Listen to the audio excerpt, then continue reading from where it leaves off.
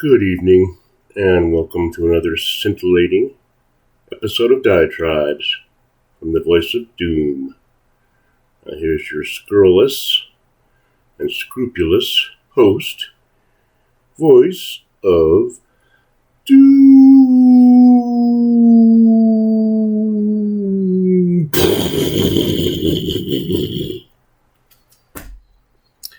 Hello. Okay, I'm back, and has been many hours since I did an installment called Poking the Dead Bear, and I realized after watching it that I didn't even explain why I titled it that.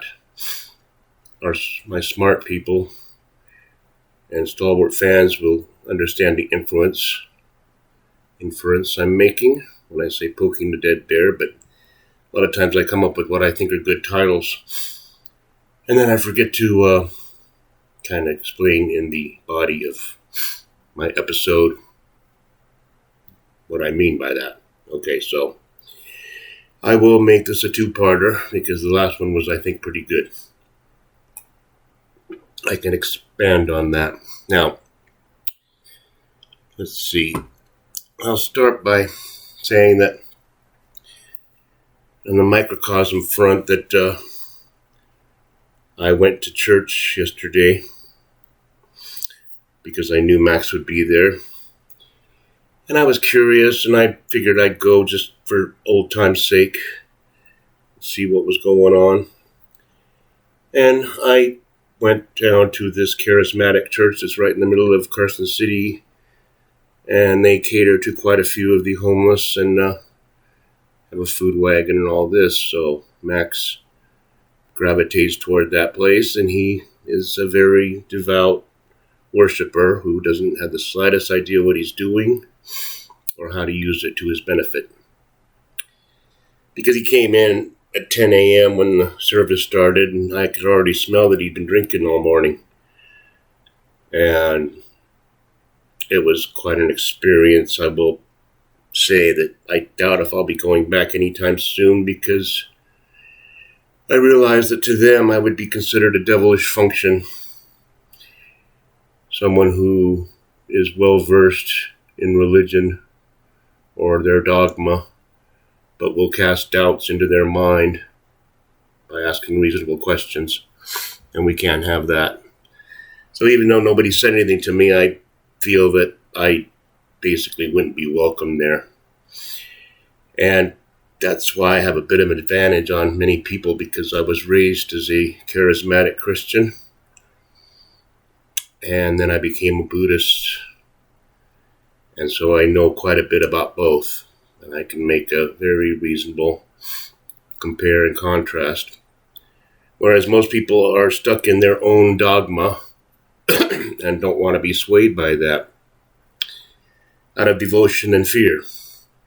And I don't want to get too much into religion, but let's just suffice to say that Max was very much into the service and raising his arms, and when the pastor started a prayer after the music, he went up to the front like he was getting baptized in some televangelist big extravaganza, and got on his knees and, looked like he was begging God for help, which was fine, except that I knew he was just making a spectacle of himself for attention. Because if he really wanted God's help, he would help himself. You get to the point where you're begging God to help, then you make your own actions and volition to do something, and say, even if it's a hard thing to do, I'm going to have to try to do it, if you hate it that much. So I stayed there for a while. I listened to the platitudes of the pastor, and heard it all before, and it's very much thinking that the Bible is the literal word of God, and everything in it is literal. And I don't have the heart to explain it to any of those people about anything, because I'll only be looked at as a person who offers doubt. In a Buddhist tradition, you question things all the time. Buddhism is reason. That means we reason things out. And they look at my religion like, it's not even a religion, it's just a philosophy. You can't say that your religion is Buddhism, and it's just very condescending. I give them the benefit of the doubt. That's the difference. I understand what they believe in, and I don't disparage them for that or call them, say it's, not feasible or whatever thing I have to say. I don't do it. Try to respect other people's beliefs because they're on a journey. They'll reach the truth eventually. May not be this lifetime. It may be others. But Max is still on the street and he's surviving. So if he can survive through the winter and he can survive through this damn heat, then I guess he's more resilient than I am. So I'll give credit where credit's due. But poking the dead bear now. I think it's pretty obvious what I mean by that. The dead bear is the spirit of revolution, the spirit of standing up and taking action. The dead bear is the population of what used to be America. And when I say poking the dead bear, I'm talking about the powers that be, the elitists, that have brought about a total change in society since 2020, March, that it's totally transformed everything we do and everything we believe in and everything we see. They are the pokers. They're trying to poke the common clay into action so that they can clamp down on it once and for all, like I said before. So they're goading the common clay into a fight, and the common clay is laying there dead already. The common clay is not going to fight because the common clay is already a cadaver. And the common clay may have feelings of revolution, or things have to change, or we may have to forcefully overthrow or this or that. We've already got a society where that's not going to happen. Like I've said it throughout my diatribes for the last 2 years, this world's very complicated. There's a lot of wires. There's a lot of things in the air, floating, waves, and there's a lot of buildings and bridges. And if you start tearing everything up in a revolution, then it's just a big mess. It's not the day and age where people are going to rise up against their oppressors. As T. Jefferson said 250 years ago, almost. So that's what I mean by poking the dead bear. And I notice, parenthetically, that my YouTube feeds are much more violent than they used to be. And it's because of me. It's because of what I'm watching and looking up. I'm enjoying, as most people do, watching raw violence in the form of the motion picture, which has always had violence in it because you need excitement in order for people to watch. Unless they're cerebral people that want to watch Waiting for Godot on screen and get into that.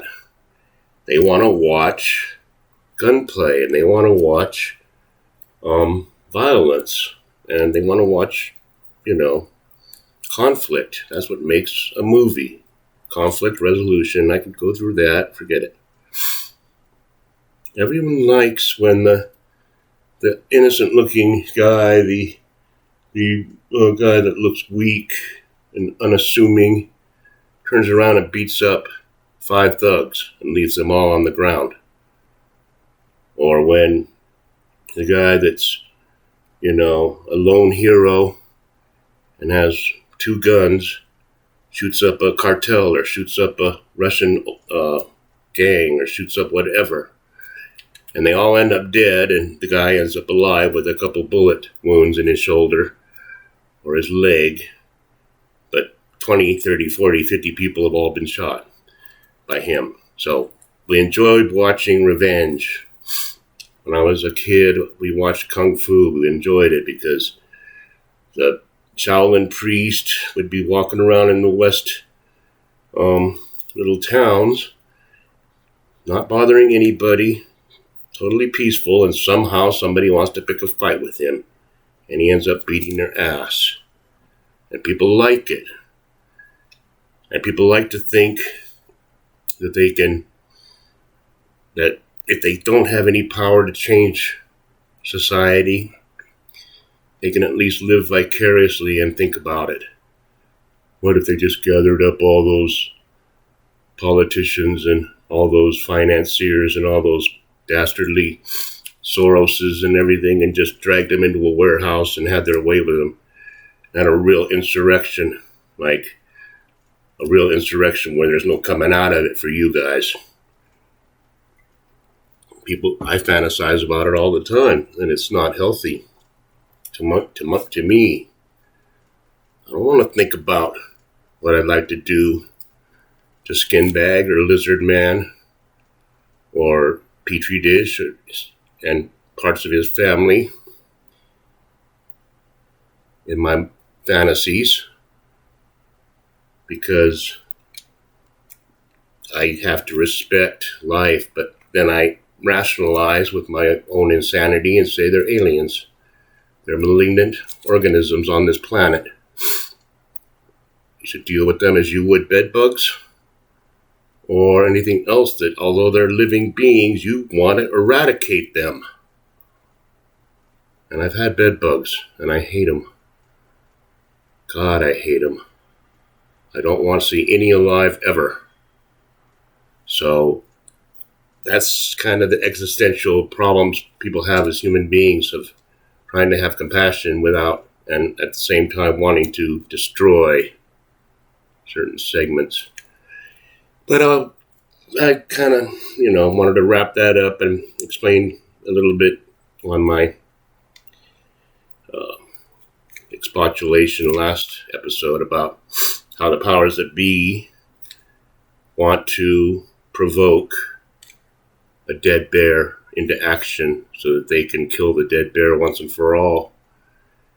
And the irony is they accomplished what they wanted to already.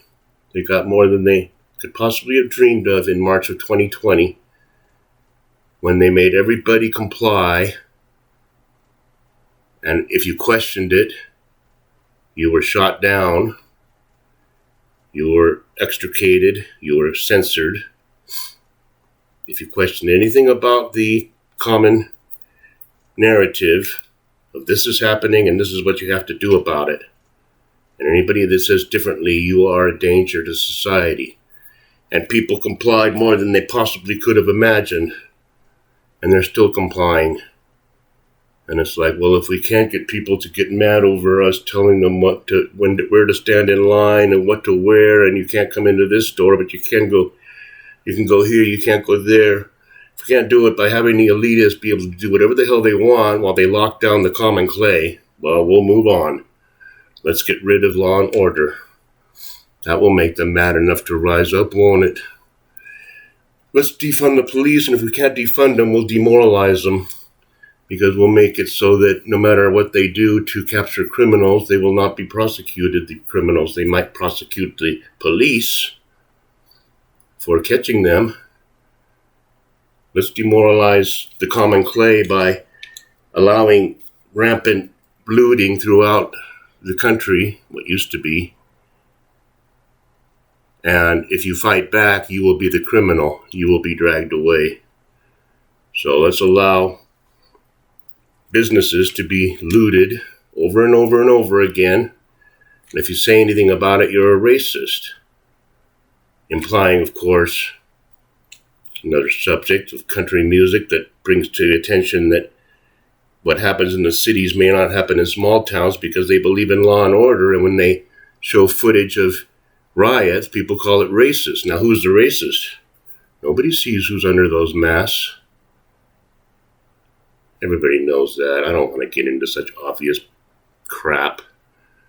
But they poked the dead bear that way by getting rid of law and order, which should have decided it once and for all. And it's like, no, people will comply and go along with no law and order. Let's go on. If they don't care about themselves, maybe they care about their kids. We will debauch their kids. We will allow every kind of evil in the public schools, which you are required to go to, and we will encourage nudity, sexual acts, depravity, vileness,